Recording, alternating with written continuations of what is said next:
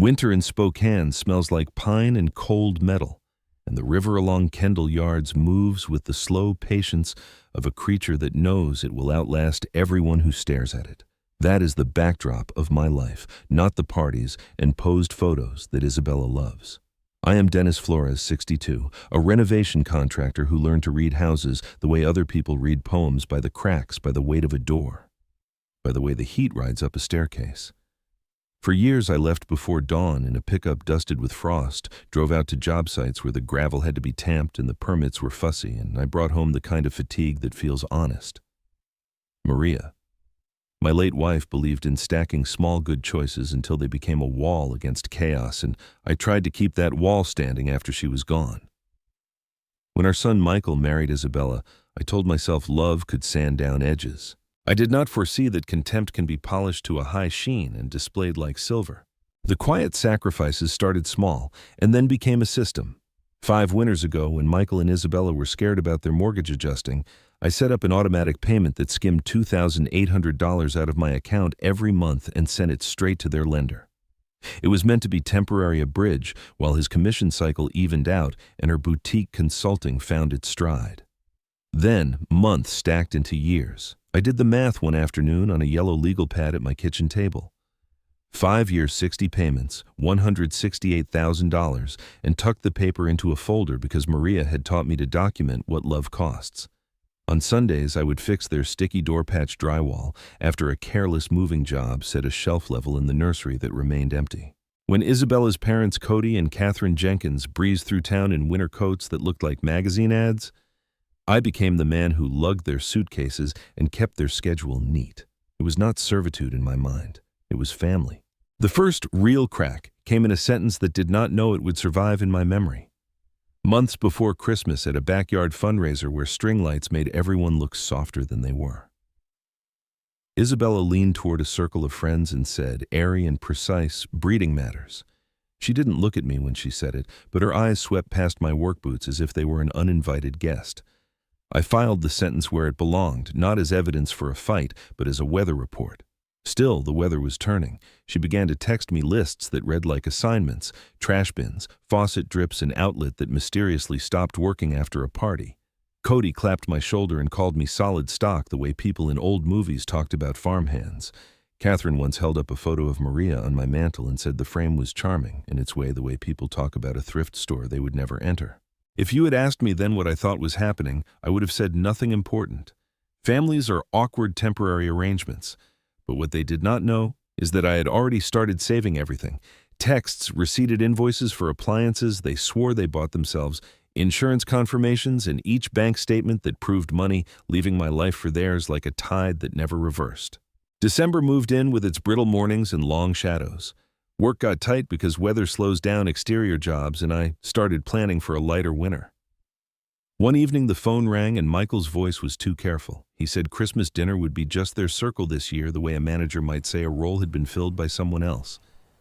I let the silence be heavy and then told him I understood. In truth, I felt a thud behind my ribs, not because I craved their table, but because exclusion wears the costume of a decision made without you. I went to the shop and swept sawdust that did not need sweeping. Later that night, I opened the folder where the legal pad lived and added a page, 3 lines that read, in my handwriting, respect, boundary, and proof. Maria's voice lives in my head when the house is quiet. She says dignity is not loud.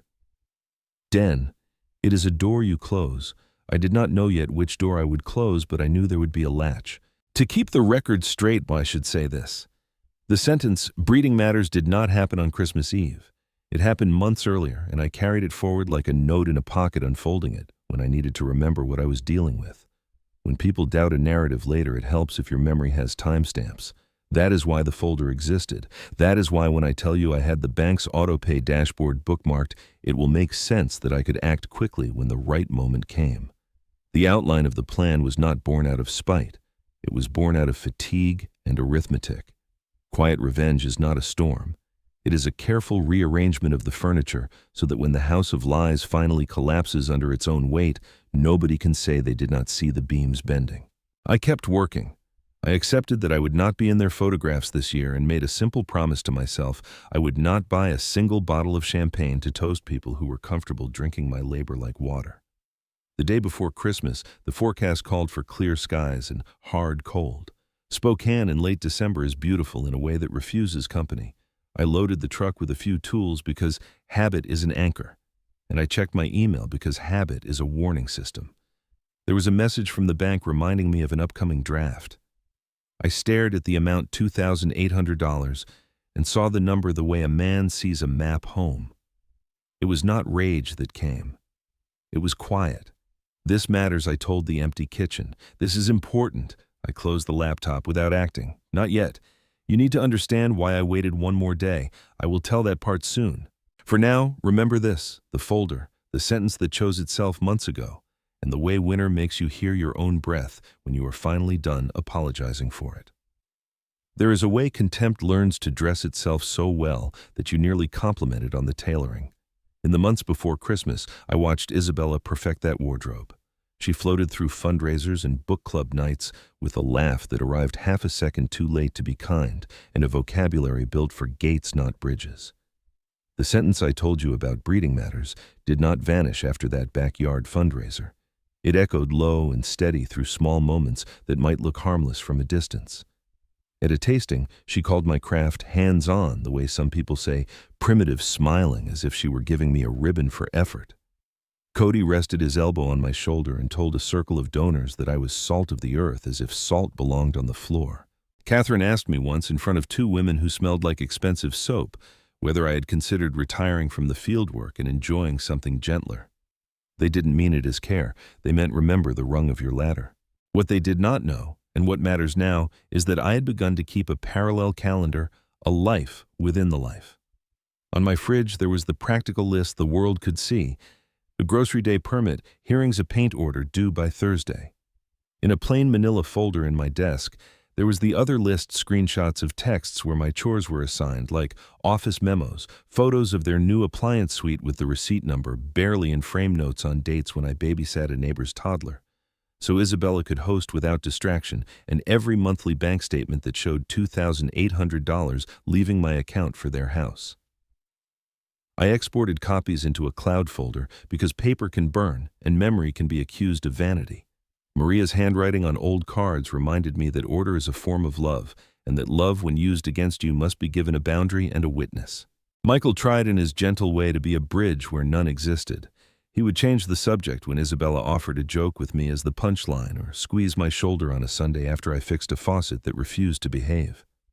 I saw the conflict walk across his face like weather changing over the river sun, then wind, then an apology for the cold. If you wonder why I stayed quiet, remember this: I am a father before I am anything else. You do not teach a grown son with lectures hurled across a table. You teach with small truths that arrive when he is ready to hear them. Quiet revenge is not an ambush. It is a clock that keeps faithful time. Around early winter, I started noticing how the stories around the Jenkins family found their way into local columns with suspicious speed. An acquaintance from a chamber breakfast mentioned Patricia Morrison with a shrug.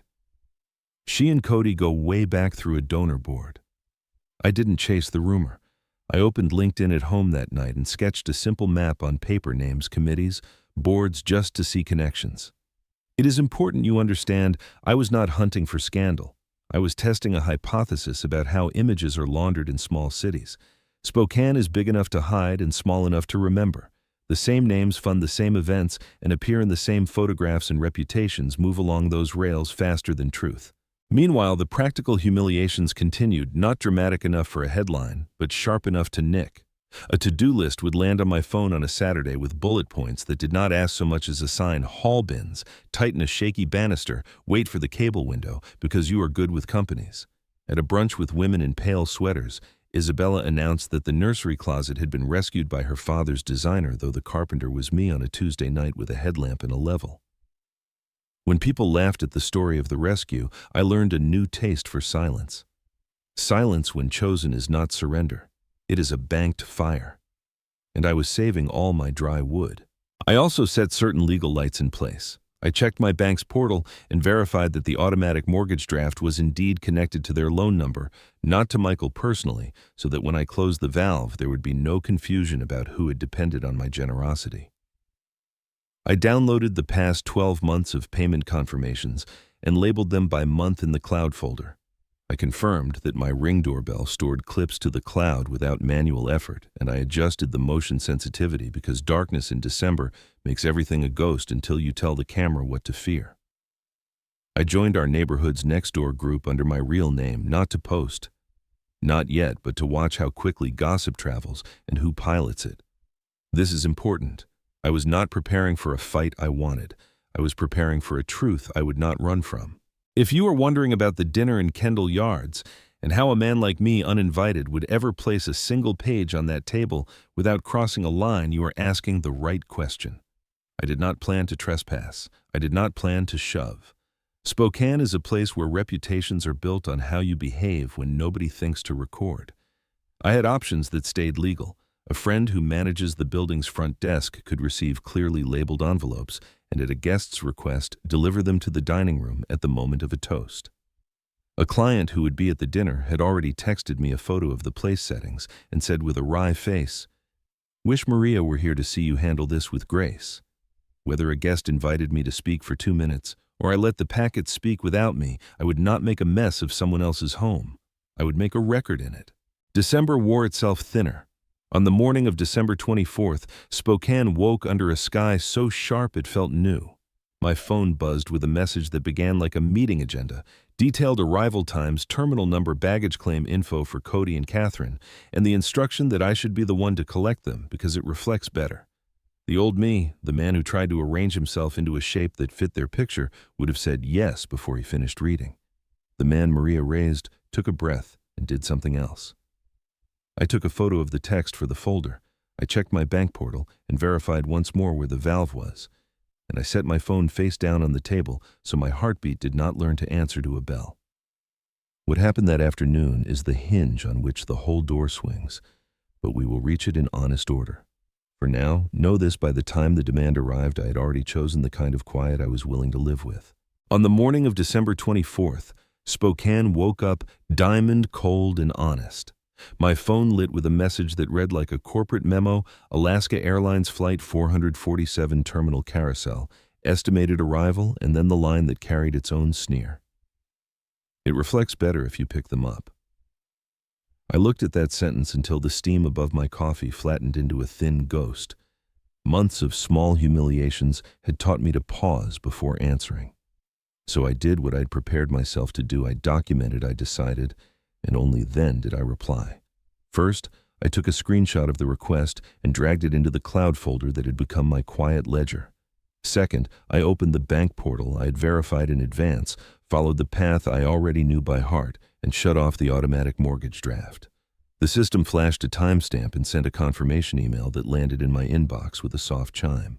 I saved the email as a file, printed a clean copy on my home laser printer, and slipped it into a manila envelope already labeled for Isabella and Michael. Only then did I place my phone on the table, breathe once, and text back calm and clear: "I will not be available. Please make alternative arrangements."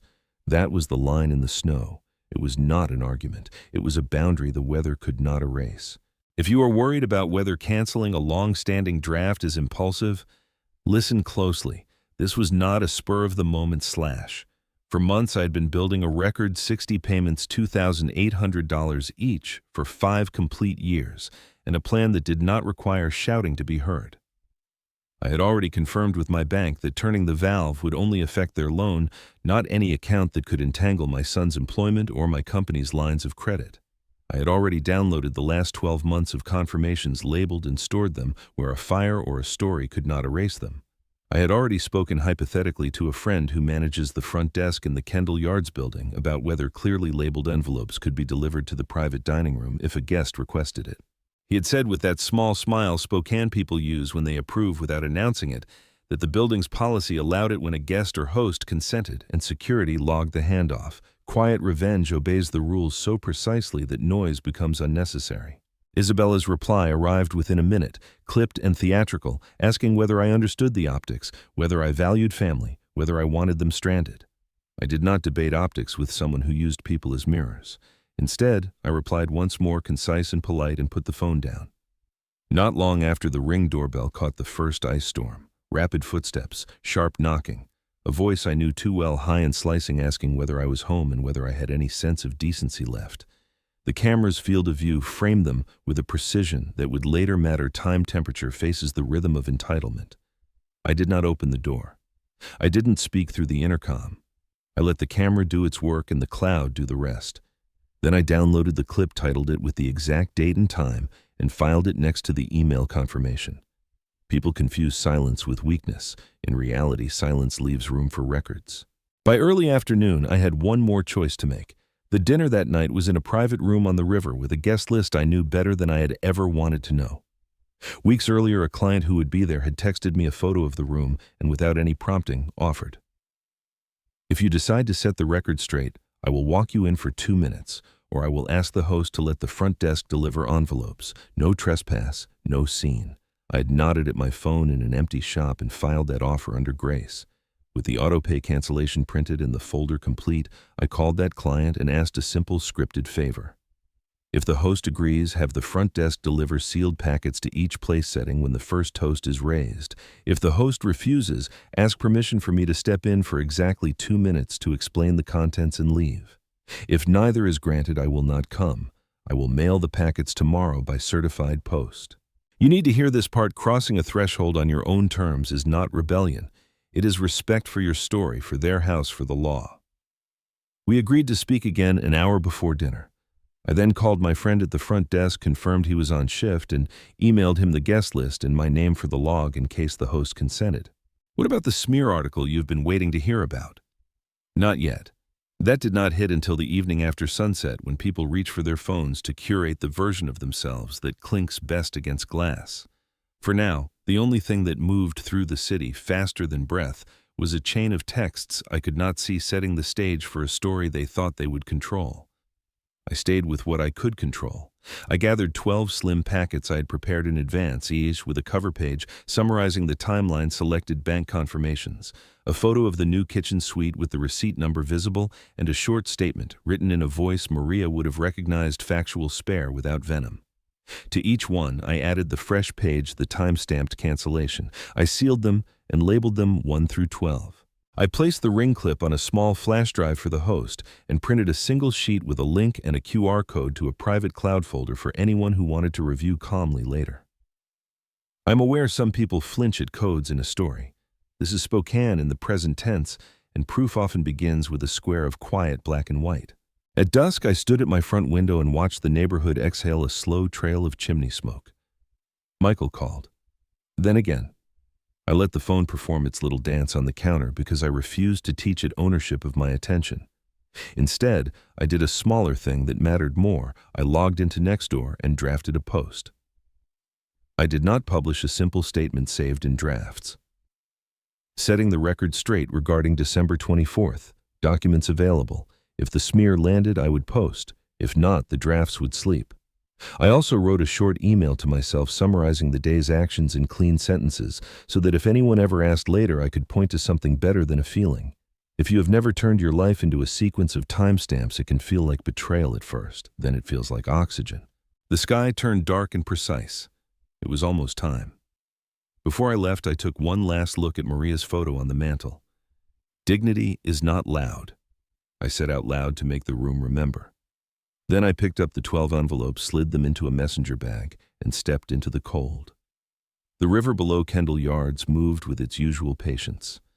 I headed toward a dinner where I was not invited, prepared to enter only if I was legally, calmly, and explicitly allowed. What they did not know, a sentence that would become a refrain, was that the house of cards they built could not survive even 2 minutes of paper. Dusk slid over Spokane like a sheet of blue glass, and the city answered with 1,000 small lights. I was lacing up my boots when the first ripple hit. An acquaintance texted a link with no greeting, just the brittle urgency of scandal. A glossy online piece headlined "To Shame," written by Patricia Morrison, claiming an elderly couple had been abandoned at the airport by a relative who ought to know better. The timing was not an accident. Stories like that publish when people are pouring wine and looking for a villain to pass around like an hors d'oeuvre. I read every line. It painted Cody and Catherine as delicate saints, shivering beside baggage claim implied no family ride was secured, and leaned on phrases that trade in feeling, not fact. I did not argue with my phone. I opened a fresh document and began the same way every time: date, time, source, summary. Then I took screenshots of the article, saved the page to a web archive in case it was updated, and clipped the outlet's stated corrections policy. Whether or not I ever needed it, I wanted the structure of truth ready to use. Next, I checked what I already suspected. Earlier that afternoon, while I was making coffee and choosing silence, Catherine had posted a short video to her social feed, a clink of glass in the back of a dark car, a chandelier pattern reflection stuttering across a window. She layered it with a caption about arrivals done right, the words looping over the silhouette of a driver's partition. I had recorded it then because experience had taught me that stories vanish and lies prefer the dark. Now I paused the clip and zoomed in. The timestamp matched the flight's arrival window. The shape of the headrest and the gleam of the door handle were unmistakably a private car. One piece of the article's scaffold turned soft in my hands. I wrote a one-paragraph note for my packet addendum. Publicly posted video by Catherine Jenkins indicates chauffeured pickup contemporaneous with arrival. No evidence of stranding. Facts do not need adjectives when the light is good. Before I set anything in motion for the dinner, I addressed the article the way a contractor addresses a wobble in a new stair. No drama, just measurements. I drafted a calm email to the editor on record, 3 sentences. No heat, stating that I was the relative implied that I had documentation contradicting key claims and that I could provide timestamps, financial records, and video of contemporaneous events. I attached a single-page index of what existed, not the items themselves, and a link to a private folder accessible on request. I did not mention Patricia's ties to Cody. That would belong to a later conversation if the paper preferred to publish its own story about proximity and disclosure. Then I sent a second, shorter email to Patricia herself, repeating the offer without accusation, and noting that I would be at Kendall Yards that evening in the lobby, prepared to share documents if invited. Not a threat. An invitation for truth to meet me where it had tried to run.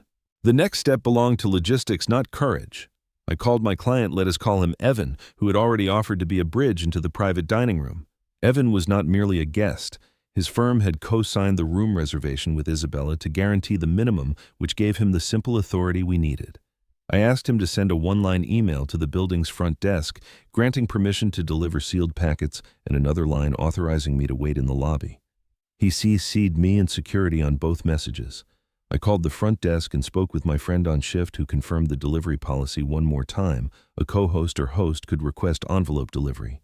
The desk would log the handoff and the time, and a staff member would carry the packets in when queued. No entry needed, Den, he said. Clean and logged. Clean and logged were the only adjectives I wanted near my name that night. My phone quivered on the counter, a white fish flipping in a shallow bowl. Calls from Michael. I did not answer a text from Cody that read like a press release with its threats assembled in tidy rows. He warned of slander suits and consequences in this town. I saved the message, then I typed a single sentence back. All communication by email. Please. I did not owe him the theater of anger. I owed myself a clear record. Then I set my Nextdoor draft to private again and added one line at the top. Posting only if misstatements escalate after documented notice to publisher. The point was not to win a thread. The point was to make it obvious that I had chosen every step for daylight. With the article preserved and the delivery mechanism secured, I sat at my table and reopened the 12 envelopes. Each packet already contained the cover page timeline, selected payment confirmations, appliance receipts that contradicted their bootstrap narrative, and the summary of our household errands dressed up as help. I slid in the new page at the front, the bank's time-stamped autopay cancellation from that morning printed clearly, the concise note about Catherine's car video and its match to arrival time, and a short statement that I would not be stepping into the room unless the co-host or host invited me expressly. To avoid any suggestion of ambush, I printed one additional sheet addressed to the primary host, Isabella, explaining the contents and stating that the packets were being delivered through the building's front desk at Evan's request. If you prefer to receive them privately, I wrote, I will respect that. I will be in the lobby for 30 minutes, then I will leave. Just before I sealed the last envelope, Patricia replied, Her note was brief and formal, promising to look into the matter and inviting me to share documents at my convenience. That phrase belongs in a manual for soft evasion. I wrote back with the exact window I would be at Kendall Yards, and one-line corrections, if warranted, are best issued while the damage is still in motion. I did not expect her to come. I expected her to read and file my name into whatever drawer people like Cody ask her to open. Still, I wanted the email chain time offer follow-up because the truth wears a wristwatch and asks others to do the same. When I stepped into the lobby at Kendall Yards, the river was a darker thread under the windows, and the smell of roasted meat floated down the hallway like a memory of every winter my hands had learned to earn warmth. I checked in with security, signed the log, and surrendered the stack. Evan arrived in a dark coat that made him look like a man walking into a decision. He pressed my shoulder once, an old gesture of Spokane solidarity, and told the desk he would cue the delivery at the first toast. "If they block it," he said quietly, "I will bring Isabella the host note and ask again on the record." We stood there for a minute, the way men do when they do not know how to say they are grateful to be on the right side of a small battle. Then he rode the elevator up, and I sat in a lobby chair, built to look grand and feel hard, watching the elevator lights mark each floor like a heartbeat. Whatever happened upstairs, it would be logged. Whatever story walked back down, it would meet paper. What they did not know, what they never seemed to know about quiet men, is that we do not come to conquer rooms. We come to correct records, and the corrections outlive the applause. The lobby at Kendall Yards felt like a stage that didn't need an audience, polished stone-tall glass, a reception desk that turned every action into a line on a log. I set my messenger bag on a side table and opened it one last time because preparation is a form of mercy. Each packet was thin, deliberate, and identical. The cover page carried a simple title and a timeline that began 5 winters earlier when an automatic draft moved $2,800 from my account to Michael and Isabella's lender every month and ended that very morning with a time-stamped cancellation. Behind the cover sat 12 clean printouts, confirmations from the bank spelling out 60 payments over 5 complete years, a photo of their stainless appliance suite with the receipt number in the corner, a short index of household tasks texted to me as assignments, and a brief statement explaining that these items were not accusations, but context, the way studs are context for drywall. After that came 2 new pages added at dusk, a still frame from Catherine's own social video showing the interior of a car service during the arrival window, and a note that the outlet's article had been preserved alongside its corrections policy. I included a single page addressed to the host Isabella stating that packets were being delivered through the front desk with co-host authorization, and that I would wait in the lobby for 30 minutes should she or any guest wish to speak or view additional files. To the packet marked for the host, I added a small labeled flash drive, and on the back page of every packet, I printed a private link with a scannable code for the cloud folder. I didn't bury them in paper. Truth breathes best when the pages are few and the facts are sharp. Evan arrived with his coat still carrying the cold. He handed the front desk a short email on his phone that authorized envelope delivery during the first toast and listed me by name as cleared to wait in the lobby. Security printed a tiny slip with the time, handed Evan a pen, and asked him to sign. He did, then turned to me with the look of a man who would prefer drywall dust and an honest argument over a social performance. 2 minutes if they allow it, he said quietly. If not, the staff carries the envelopes. Either way, it is logged. We did not shake hands because Spokane men do not waste gestures they might need later. We nodded, which is our language for enough. While we waited for the cue from upstairs, I made the packets airtight from a logic standpoint. I took out a pen and initialed the bottom corner of each cover page so that no one could swap them later and claim uncertainty. I added a line at the top of the timeline, clarifying a point that matters. The sentence, "Breeding matters," was said months earlier at a fundraiser, not on December 24th, and I was quoting it now for context at the host's table. That tiny clarification closes a gap gossips love. I also printed a 1-paragraph addendum summarizing the Ring doorbell clip recorded earlier that day, odd time temperature from the overlay, and the fact that I didn't open the door or speak so that the film showed behavior without provocation. The clip itself lived in the cloud folder and on the flash drive for the host. I wanted nobody to be able to say later that emotion, not evidence, had walked into their dinner. My phone pulsed with messages that tried to manufacture urgency, an elongated apology from Michael that read like a man wrestling a rope on both ends, A burst of official phrases from Cody about defamation and consequences, a single crisp line from Catherine that began with the word optics and ended with a vague warning about this town. I saved them all into the folder. Then I wrote 2 emails built like beams. The first went to the paper's editor with a chronological index of my evidence and a note that a correction would prevent further harm while the evening was young. The second went to Patricia, restating my invitation to review documents. I did not attach files that could be copied and spun at will. I offered controlled access on request because people respect what they have to ask for.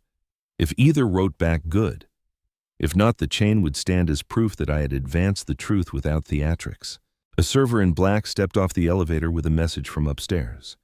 Evan had spoken with Isabella in the corridor outside the private room and presented the host note on top of a single packet. She had declined to invite me to speak, but she had not blocked the delivery. The server would enter at the first toast and place a sealed envelope at each setting, starting with the head of the table and moving clockwise until all 12 places were marked with paper. The desk logged the time the plan was relayed the initials of the server, who accepted the stack and Evan's authorization. I signed beneath theirs a line of ink that said, not that I belonged in the room, but that the room would be required to meet the paper it had created of me.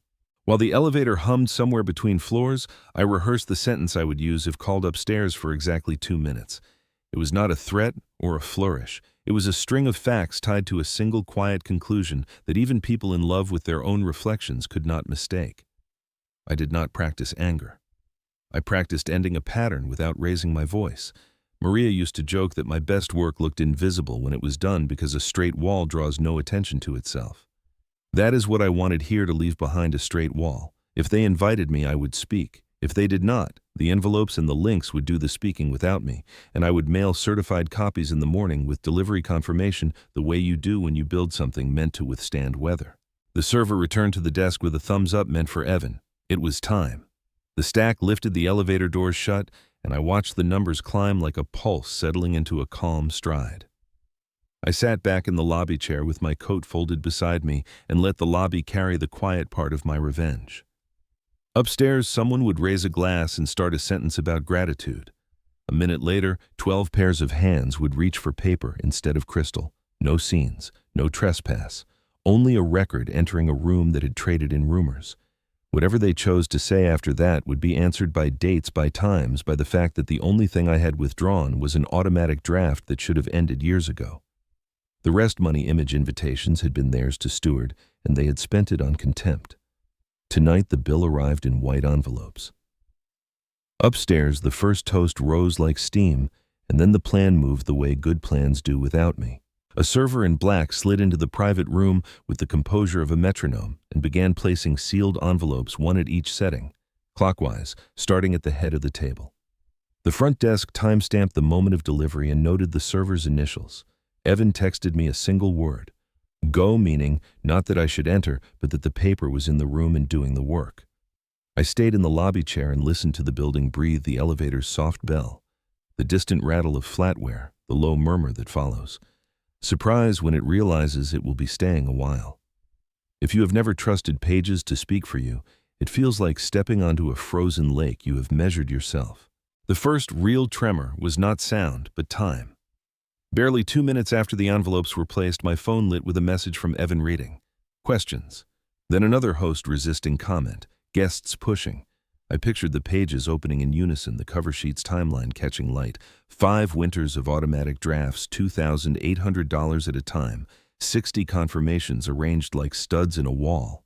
Behind them, the appliance receipt number that contradicted a story about scraping by the chore, texts formatted like office memos, the addendum clarifying that the line breeding matters was months old and quoted for context the bank's cancellation timestamp from that morning, and the still from Catherine's own car video stamped squarely in the arrival window. No accusation, just the geometry of what happened.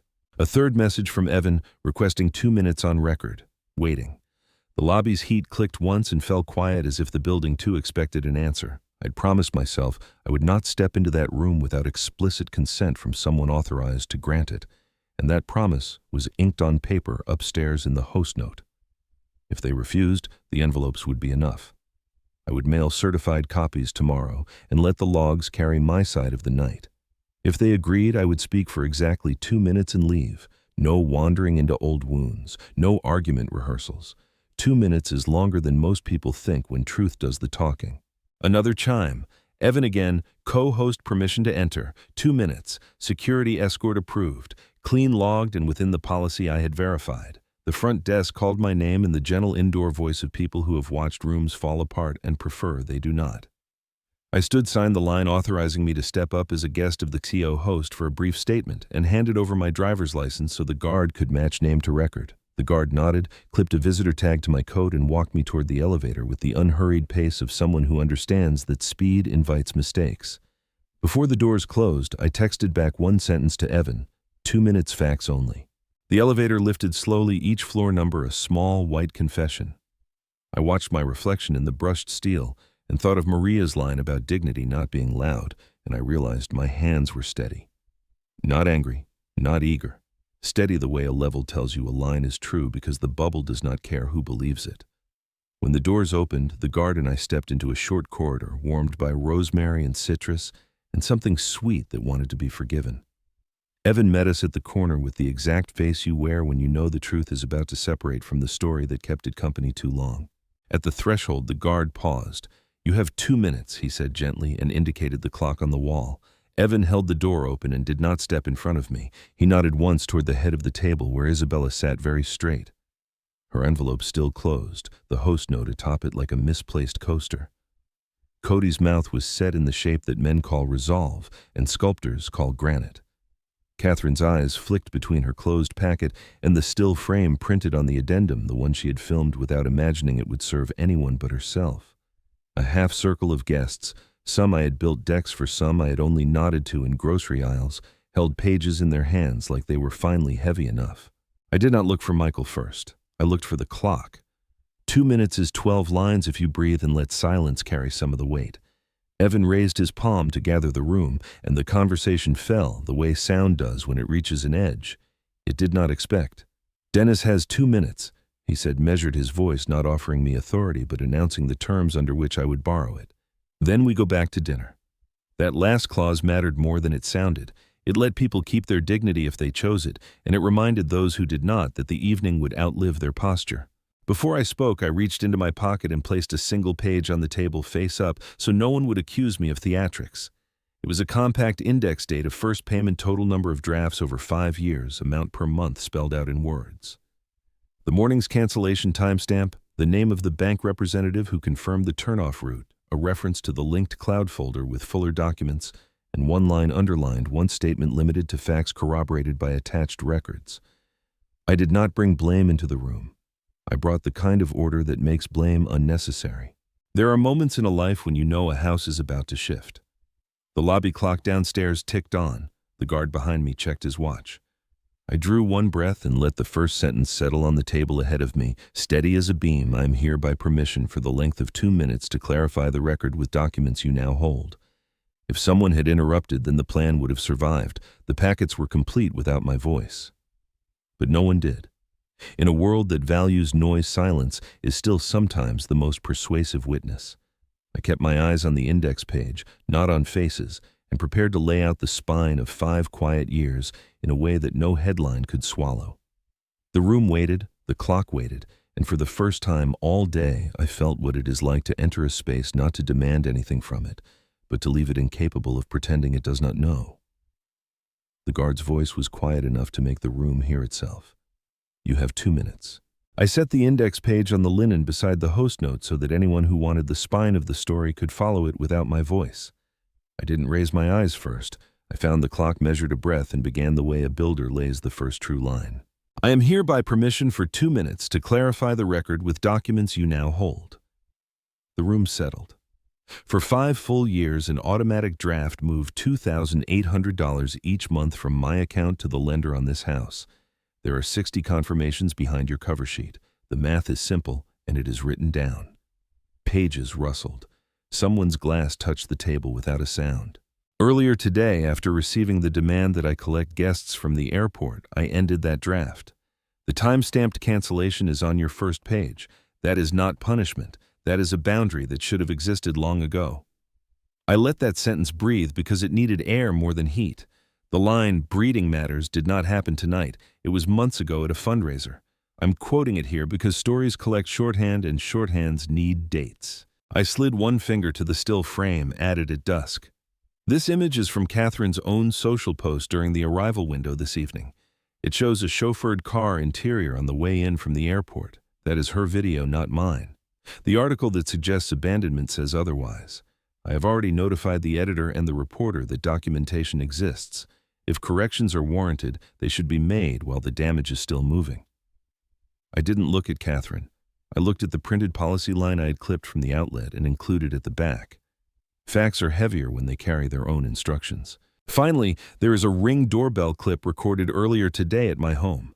It shows raised voices at my door, and it shows me not opening that door or speaking through the intercom. The date and time are stamped on the footage. The clip lives on the flash drive in the host packet and in the private folder linked on your back page. Nobody was stranded. Nobody was shamed at my threshold. Records do not care who they favor.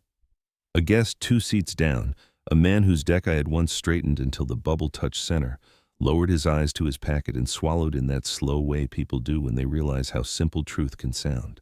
I glanced at the clock. Half the time remained. I kept my voice level. I do not need apologies tonight, and I am not here to trade scenes. The envelopes are not accusations. They are context studs behind the drywall of a public story.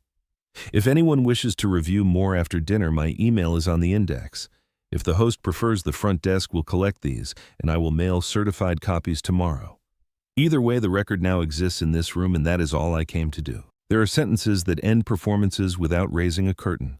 I placed one on the table and left it there calm as a receipt.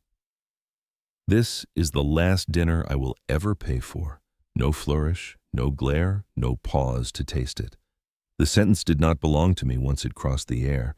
It belonged to the 5 winters it finally represented. Somewhere to my left, a fork touched china. Evan's breath eased out as if he had been holding it for a season. I gathered nothing because nothing in that room was mine to take. "Thank you for your time," I said to the air and to the clock, and I stepped back exactly far enough to let people decide whether their faces wanted to learn a new shape. Behind me, the guard tilted his head toward the hallway. I turned and the room released me without a word. It didn't feel like victory. It felt like a house that had been groaning for years finally settling onto the foundation it had all along. In the corridor, the rosemary and citrus grew softer, as if the smells had decided they did not need to help anymore. Evan caught up at the corner and didn't try to speak for anyone. He only said, "That will hold the way builders do." At the elevator, I looked through the glass to the river sliding black and patient below Kendall Yards. The sky, for all the noise we had made about ourselves, was the same cold blue it had been at dusk. I pressed the lobby button and thought of Maria's sentence that had been with me all night. Dignity is not loud. It was the only applause I needed. The elevator's doors closed on the private room and opened on the river again, and that was how I knew the night would belong to paper, not to voices. In the lobby, I thanked security, returned the visitor tag, and sat in the same chair until the 30-minute window I had promised in the host note fully elapsed. Only then did I sign the log, thank the desk, and step out into air that sanded my face clean. The screen on my phone woke up in spasms. Missed calls from Michael. A text from Isabella in the clipped diction of someone who files people in cabinets. 2 keystone paragraphs from Cody promising suits and social winter. I did not answer a single one. I walked home with the particular silence that follows work done correctly. If you have never felt it, it is the hush inside a house when the last nail sets and the line goes true. At my kitchen table, I opened the folder and recorded the hour I had spoken the building's log policy, the 2-minute window by the clock on the wall, and the exact 30 minutes I remained available in the lobby. Then I opened my email to find exactly what I expected, a formal note from the outlet acknowledging receipt of my message and review in progress. I saved it with the rest. I checked the cloud folder again, the bank confirmations, the cancellation timestamp from that morning, the still frame from Catherine's chauffeur video showing the headrest and privacy partition, the short memo about the paper's correction policy, and added one more file, a PDF of the building's envelope delivery authorization signed by Evan. What they did not know, and what matters in places like Spokane, is that a logbook often speaks louder than a toast. Only then did I open Nextdoor. The draft I had written at dusk waited in the box like a key inside a lock. I rewrote the first sentence to make it precise without heat. Clarifying events of December 24th, documents available for review. I attached the autopay cancellation page with the timestamp and a still image from the ring clip that showed the front stoop without faces, date and time visible so the platform's guidelines would be satisfied. Before posting, I redacted account numbers, loan numbers, and all personal identifiers on the bank document, and I cropped any faces from the still. I wrote that the full video would be provided to any neighbor who messaged me privately or to any reporter who requested it through the editor's office, and I added that I would not discuss family details beyond the documents. Then I did the hardest thing a quiet man does. I pressed post and put the phone down. A minute later, a first comment appeared from a neighbor who had hired me 4 summers back to straighten a deck. "Dennis put my house back on its feet," he wrote. "If he says he has records, he has records." 10 minutes after that, another neighbor posted a screenshot of Catherine's own car video with the caption, "Arrivals done right, timestamp intact." The thread began to turn like a river meeting rock. I didn't sleep at once. Instead, I did what Maria taught me to do when I felt like shouting. I cleaned something.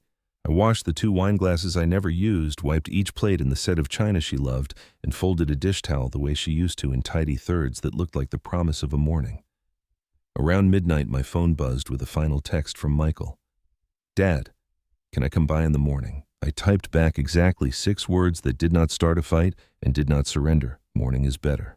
Email before coming. Setting that boundary mattered. If an apology was coming, it would walk through an open door, not a broken one. Before bed, I checked the outlet one more time. The article was unchanged, gleaming with accusations polished by adjectives. I copied the URL into my record and wrote a line beneath it. If correction appears, log time and language. Then I shut the laptop. People think the satisfying part of quiet revenge is the reveal, the moment paper outshines vanity. It is not. The satisfying part is the minute after, when you are able to be still in your own house and know that if the phone starts to howl again, you have already said everything that needs to be said, and you said it without renting your dignity to the performance. The river inched forward, outside. I slept like a man whose work for the day was finished. Morning found me with coffee and a clean conscience. The comments on the neighborhood thread had multiplied overnight, but instead of fuel, they were irrigation. A retired teacher wrote that rumors move faster than winners in this town, but always arrive late to the truth. A younger neighbor asked for the ring clip. I sent a private link after confirming her name and address through the group's directory. By mid-morning, the outlet appended a small line under the headline, "Updated," with additional context, and added 2 sentences near the bottom, noting that the couple did secure transportation from the airport and that a relative disputes the characterization of events and has supplied documents. It was not an apology, and it did not mention that the relative had been funding the mortgage for 5 winters, but corrections rarely arrive in the language we wish for. They arrive in edits and timestamps. I screenshotted both and filed them. Days swung into a new rhythm.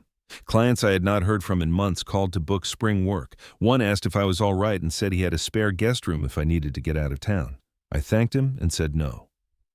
Another sent a photo of his kitchen backsplash and a text that read, "Stand tall, looks good from here." I did not bask. I scheduled site visits and kept receipts. The quiet part of revenge is not a victory lap. It is the ordinary that returns on time. 72 days is a number that looks harmless until it turns into paper.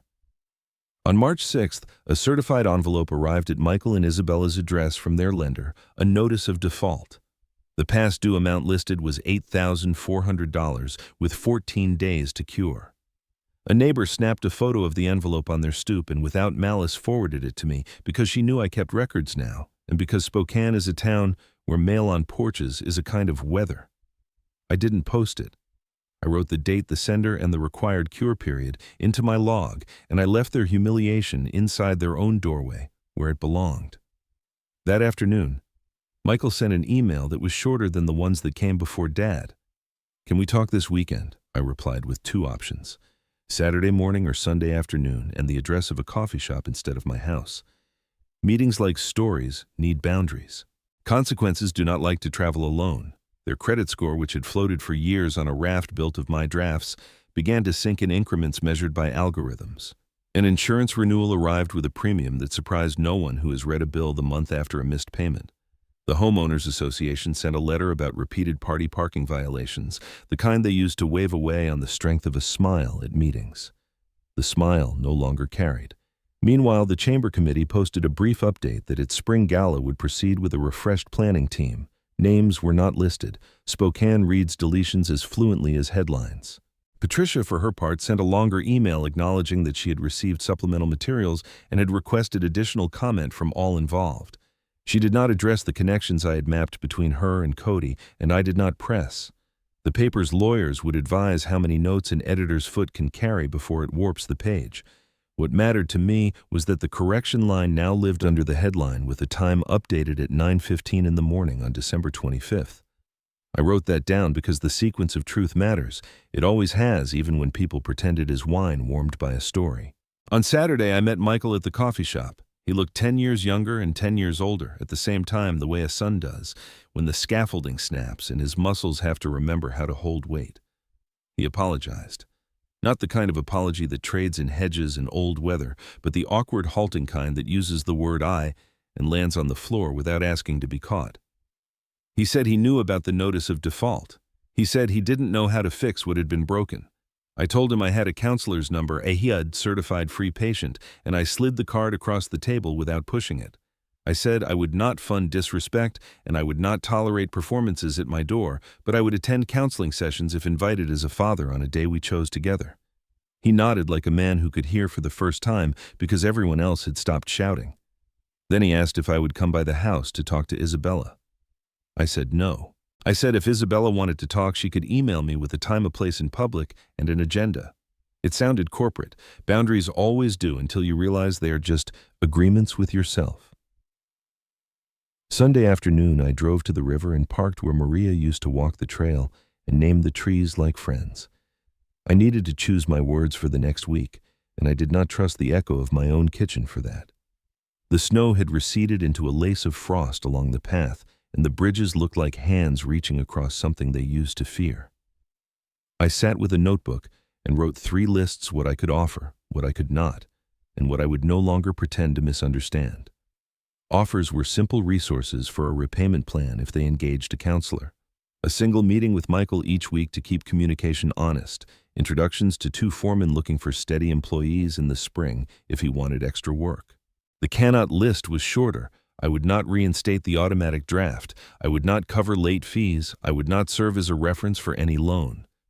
The 3rd list, the no longer pretend column, was the hardest to write and the easiest to keep. I would not ignore classist language pointed at my life. I would not sit at a table where my wife's memory was treated like a polite antique. I would not teach anyone again that my silence meant consent. On Monday, an email arrived from Isabella. It was formal, succinct, and layered with the kind of control that calls itself clarity. She proposed a meeting at their house on Tuesday evening to clear the air. I replied that I would meet at the same coffee shop as Michael Wednesday at 10 in the morning and that I would bring a copy of the packet for her with an additional page summarizing the steps the lender would require to cure the default. She wrote back once more to say her parents would join us. I declined. "This is between the 3 of us," I wrote, "and between you and your lender."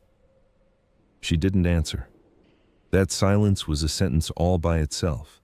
Wednesday at 10, she arrived on time. Spine, straight eyes bright with the strain of someone who will not admit to squinting. She opened with optics with Hertz, with a suggestion that my public post on Nextdoor had endangered their privacy. I let her finish. Then I explained in the same tone I used with inspectors and clients who prefer a story to a codebook that I had posted documents, not gossip, that faces were redacted, that the paper had appended a correction, and that any further questions could be answered by the editor's office or the building's logbook.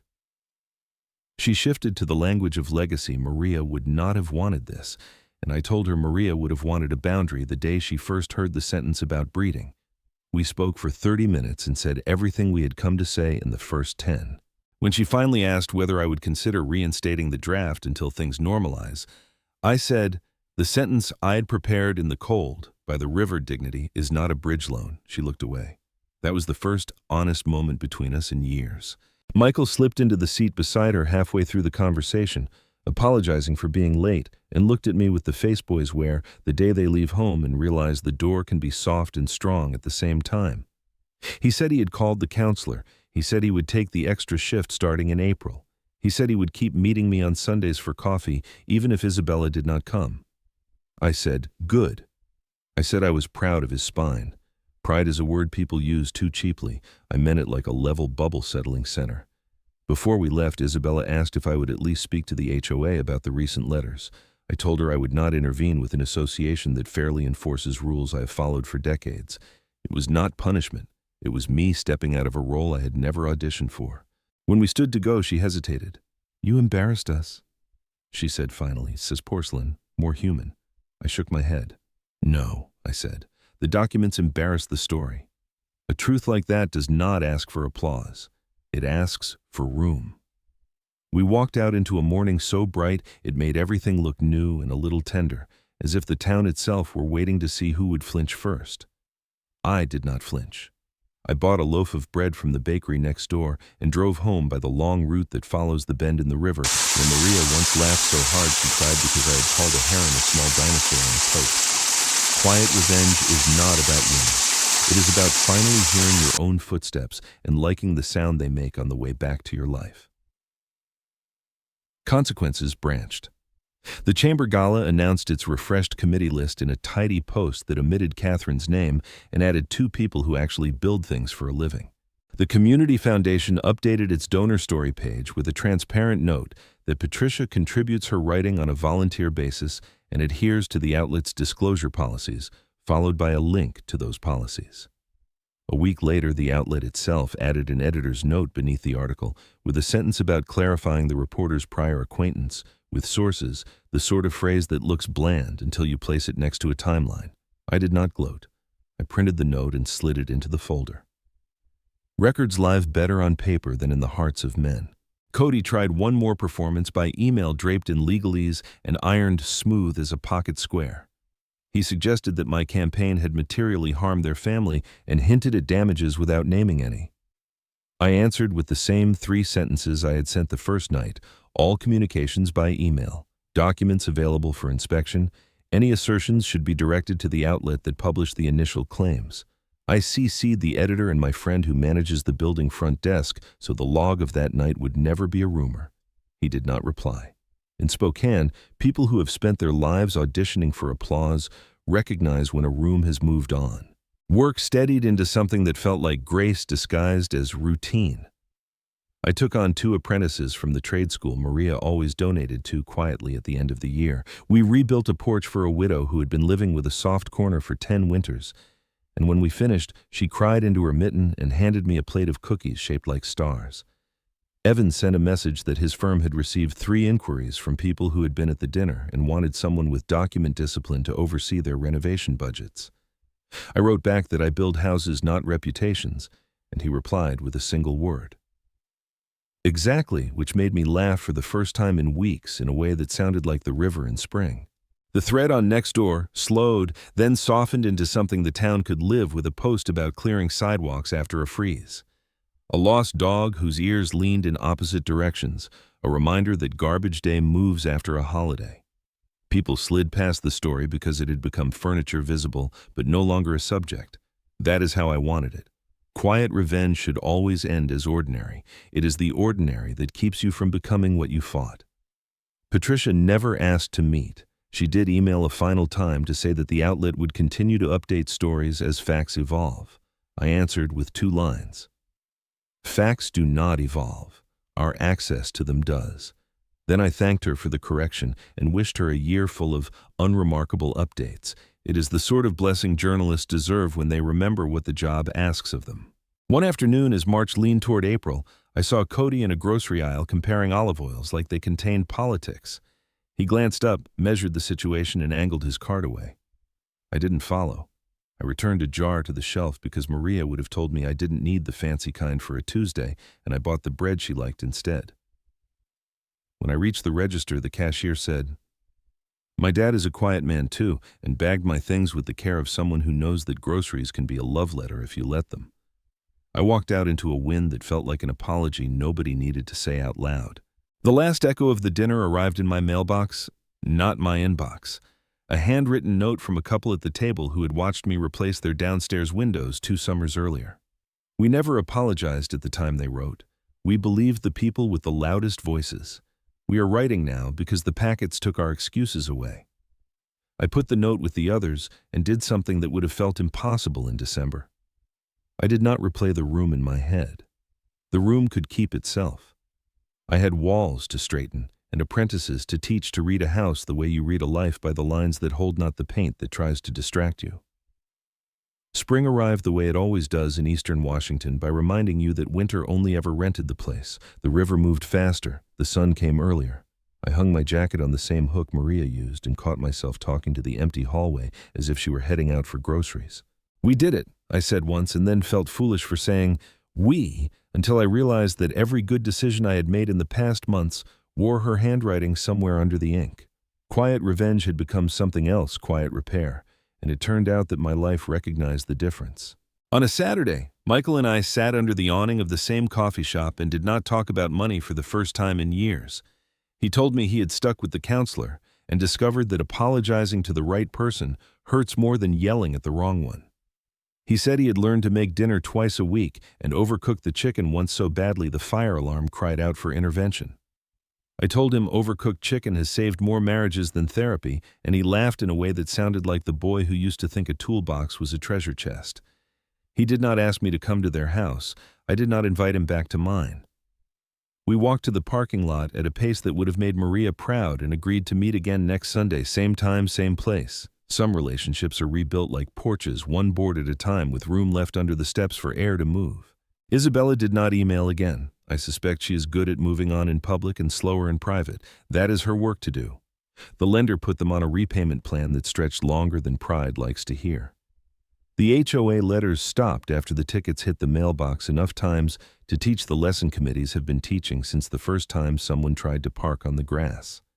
Catherine stopped posting glossy stories for a while and returned months later with close-ups of tulips and cappuccinos unburdened by captions. Cody faded into the kind of community presence most men become when applause thins, occasionally visible, rarely quoted. I do not say that with malice. Some people are kinder when the room gets quiet. I hope they are two of them. As for me, my company took on a project that would have made Maria grin, a small community center renovation on the South Hill, funded by the sort of grant that values invoices more than press releases. We widened a doorway to make room for a wheelchair that had always bumped retile at a bathroom, with the apprentices learning to read a level, and built a bookshelf wide enough to hold scores as well as stories.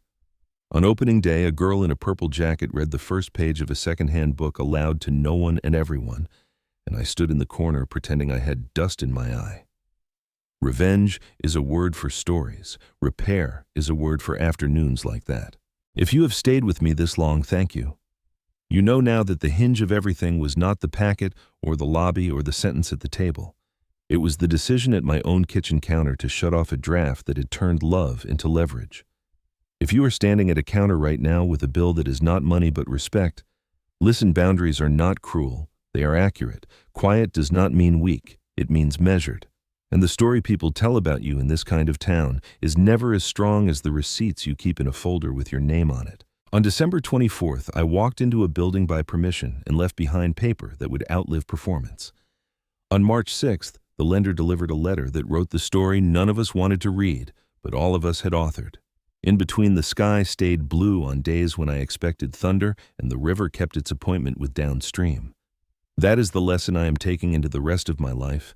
Dignity is not loud, but it is audible if you build a quiet big enough to hear it. If you have ever been blindsided by family greed, tell me the city you were standing in when you decided to stop paying for your own humiliation. Subscribe if you want the quiet twist that usually comes next, because in a world still in love with noise, I promise there is a way to end a 5-year manipulation with one calm decision and a folder made of paper. And if you need a line to carry with you into your own version of Kendall Yards, take mine. It is simple, it is spare, and it holds. This is the last dinner I will ever pay for.